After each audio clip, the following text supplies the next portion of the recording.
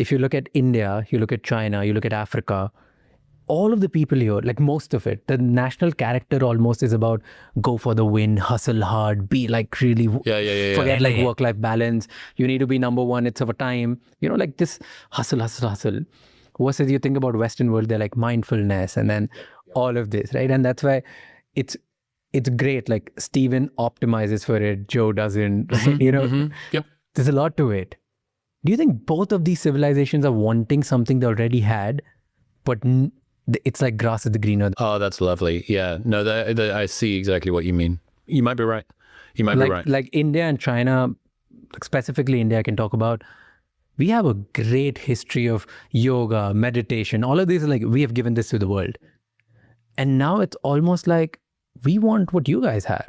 Like the hustle culture, the like meritocracy. Like I want to go for the ambition and the world is going to be my playground. Versus you guys want what I had.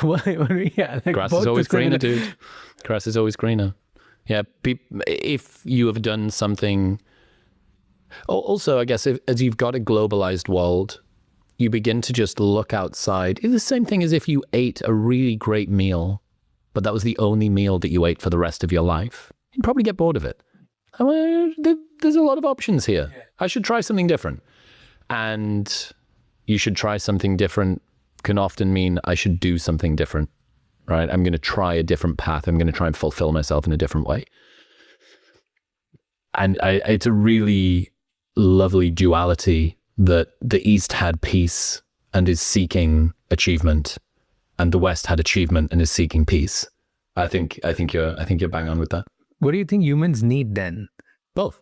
I think you need both, right? We're a social species, and you can't beat the biology, and the psychology is just the biology, right?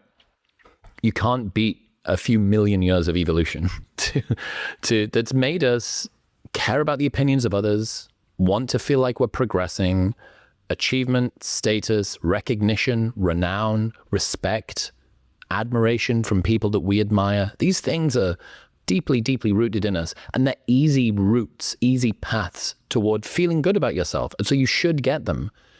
But the problem is assuming that that is the end of the game, or assuming that you need an infinite amount of that in order to feel fulfilled. And that's where people get stuck. But the same thing is true on the other side, that if you just try to become an ascetic, live in a cave in the woods, renounce all worldly possessions, I think you're going to struggle. I think that a lot of people are not built for that. The level of mindfulness that you need to do, your 10,000 hours needs to be multiplied by 10 in order to be able to get there. And most people can't. So for me, I think trying to play within the confines of the game, and this is different. I'm a little older now. I'm 38, which means the energy that I bring to my pursuits at 38 is different to what it was at 28. 28 was very much hustle, like deny how I bleed, deny how I feel, work until my eyes bleed, spit, sawdust. I want to do the thing. But part of the reason that you wanted to work so hard is so that you don't need to work so hard in future. If all that you do is work really hard so that in the future you can work hard with leverage, fine, maybe you love what you do and stuff, but even after that, okay, the rest of your life is going to be this. That's the one pathway that you have found, is to just crush it and be competitive and face other people. And you're always, okay, well, maybe there's something else. And I think a lot of people achieve a level of success. I was with Chris Hemsworth in Australia a week and a bit ago. Me, him, both of his brothers, and a friend of his with a couple of my guys. We flew to Byron Bay from Brisbane for the day. And we spent an afternoon with him and his boys. All they wanted to talk about was this. All they wanted to talk about is the third passage, right? The middle way. I've done a lot of what the world told me I should achieve. I'm interested in what's beyond that. I'm interested in what is post-success. And not, trying to turn success into more success, but in an easier way. But do you know the idea of false peaks in mountaineering? So imagine that you're trying to get to the highest point that you can in a mountain range, and you climb up a big hill and you get to the top and you go, wow, I'm really, really high. That is your local maxima.